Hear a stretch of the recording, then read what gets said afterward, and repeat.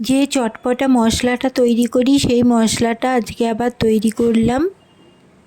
ধনে, জিরে, সাজিরে, সামরিচ, গোলমরিচ, দারচিনি, লবঙ্গ, এলাচ, শুধু তেজপাতা আর শুকনো লঙ্কাটা আলাদা করে গুঁড়ো করেছি, কারণ এর মধ্যে বেশি ঝাল হয়ে গেলে খেতে পারা যায় না।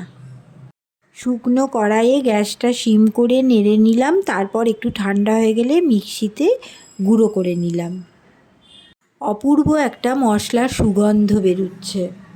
যে মশলাটা তৈরি করলাম এটা না ফলের সাথে তো যাই, আবার যদি সেদ্ধ মটর করে নিয়ে তার উপরে ছিটিয়ে লবণ দিয়ে এটা খেতেও খুব ভালো লাগে। আর আমি আজকে করেছি আপেল, পেয়ারা সব কিছু কুচিয়ে নিয়ে এর ওপরে হালকা করে লবণ আর মশলাটা ছিটিয়ে দিয়েছি। এত সুন্দর টেস্টি হয়েছিল না, ভীষণ ভালো লাগে। তোমরাও করে দেখো বন্ধুরা।